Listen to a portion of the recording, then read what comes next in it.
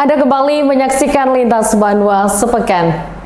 Pemirsa, Dinas Kesehatan Kabupaten Banjar melakukan vaksinasi meningitis kepada 369 calon jamaah haji asal kabupaten setempat sebagai bagian dari upaya meningkatkan dan menjaga kondisi kesehatan jamaah haji sebelum keberangkatan serta selama menunaikan ibadah.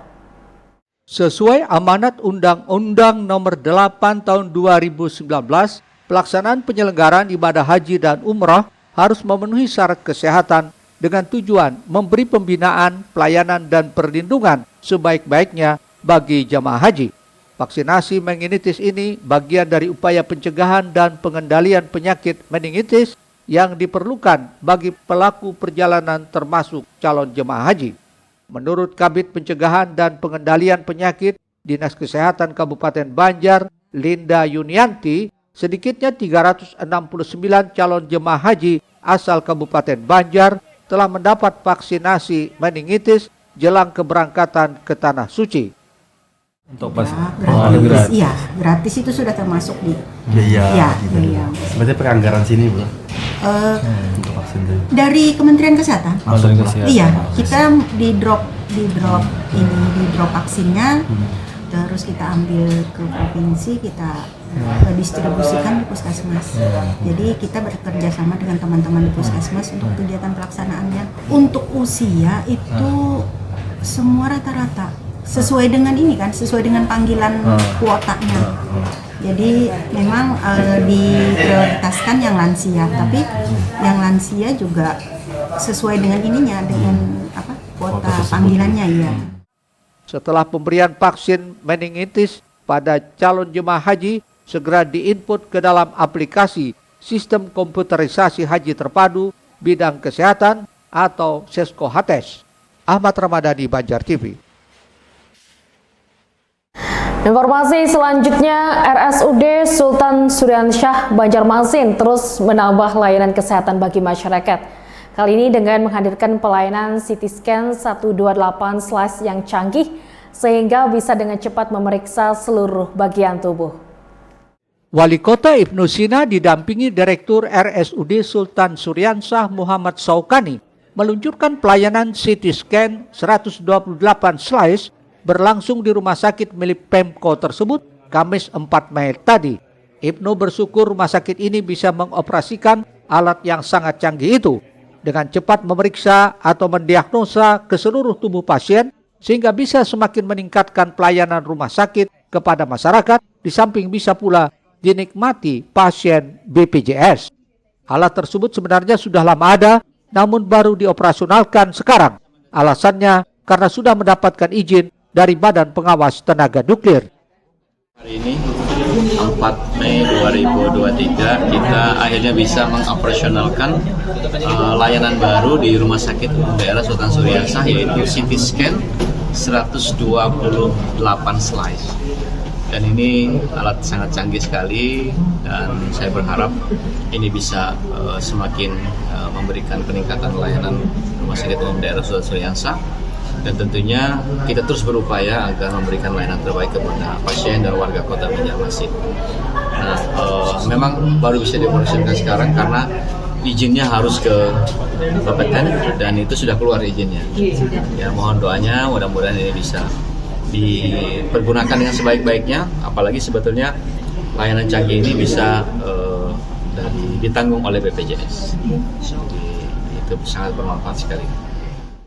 Alat CT scan yang dibeli melalui dana APBD pemerintah kota Banjarmasin pada tahun 2022 itu nantinya akan dioperasikan 2 tenaga dokter spesialis yang bertindak sebagai user, dan kepala instalasi radiologi pun sudah menyatakan kesiapan SDM-nya.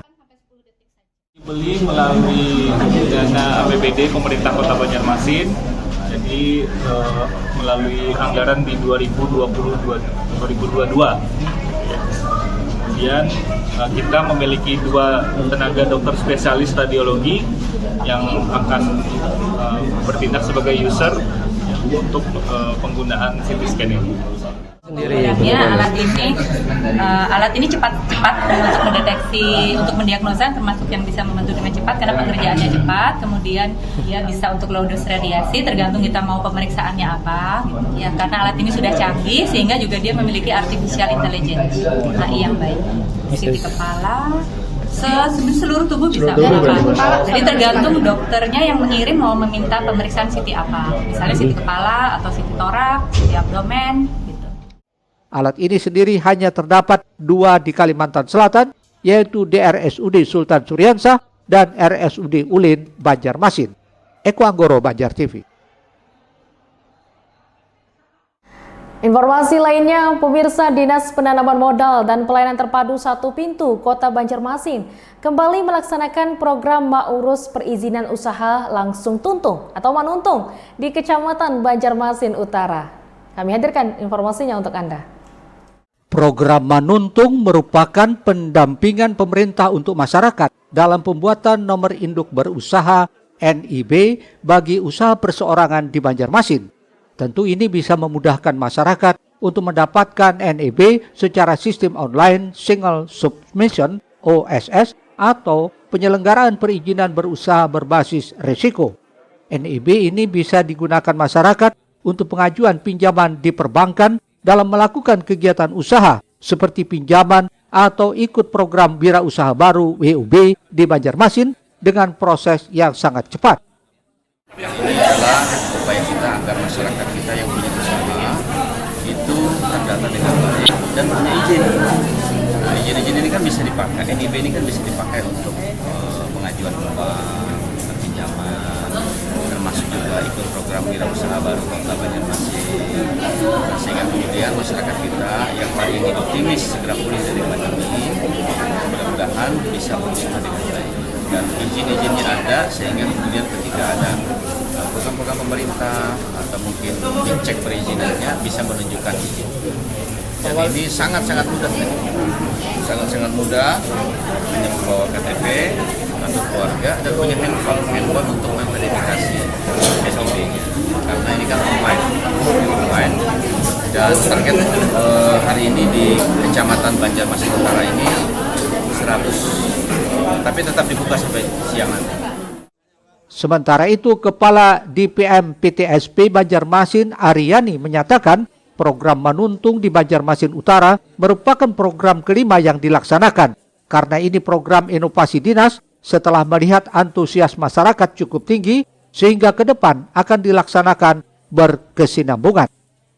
Ini yang kelima kali, setelah dulu kan di utara ke Banjarmasin Selatan ke tengah, lalu di Kelurahan Pelawang dan kembali lagi ke Banjarmasin Utara. Ini karena ini program inovasi dari Dinas Penanaman Modal dan Pelayanan Terpadu. Antusias masyarakat dengan melihat antusias masyarakat yang kuat untuk mendapatkan energi, maka ini memang sebuah keharusan bagi kami untuk melaksanakan program ini secara keseluruhan. Melalui layanan ini diharapkan dapat mempermudah menerbitkan NIB atau identitas pelaku usaha yang diterbitkan oleh lembaga OSS untuk masyarakat. Eko Anggoro, Banjar TV.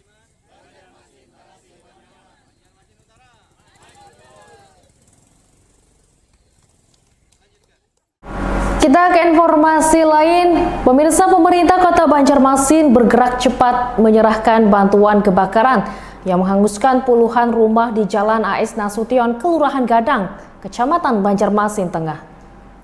Kebakaran yang menghanguskan 38 bangunan rumah warga di Gang Samudin RT 11 RW 02 dan Gang Suhada RT 12 RW 02 Rabu lalu mengundang reaksi cepat pemerintah Kota Banjarmasin untuk menyerahkan bantuan tanggap darurat. Bantuan diserahkan langsung Wali Kota Ibnu Sina kepada 40 kepala keluarga yang terdiri dari 160 jiwa yang terdampak kebakaran di kawasan itu Kamis 4 Mei lalu.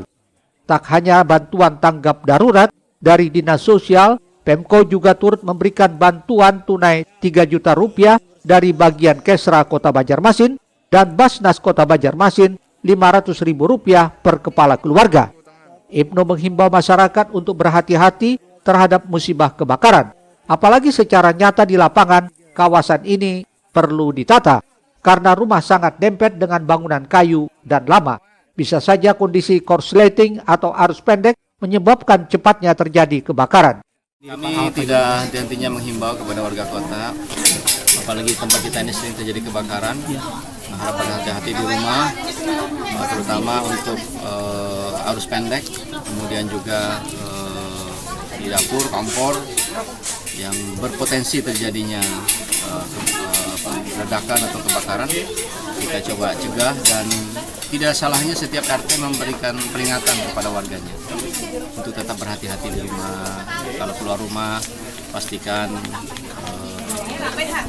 kompor udah mati, misalnya tidak ada yang sedang menyetrika atau apa, termasuk juga cabang-cabang yang tidak sesuai dengan aturan listrik Pak ya. Ya, yang apalagi kalau sambung menyambung arus kan tidak standar, pasti berpotensi menimbulkan arus pendek. Ibnu juga meminta camat dan lurah setempat melakukan pendataan administrasi kependudukan warga terdampak kebakaran, seperti KTP atau dokumen yang hilang untuk ditawarkan kepada warga guna melakukan penataan. Di lokasi juga ada bantuan dapur umum selama 7 hari guna menyediakan konsumsi untuk warga korban. Eko Anggoro, Banjar TV.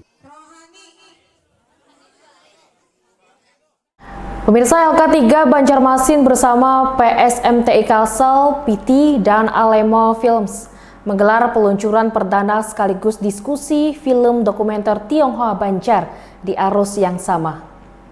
Sisi kehidupan warga Tionghoa Banjar yang ada di Banua menjadi pokok pikiran yang dimuat di dalam film dokumenter di arus yang sama. Hasil kerjasama LK3 Banjarmasin bersama PSMTI Kalsel, PT, dan Alemo Film. Film dokumenter ini diputar secara perdana di Studio Sastro Harjo, RRI Banjarmasin, Jalan Ahmad Yani, kilometer 3,5 Banjarmasin, Jumat 5 Mei 2023.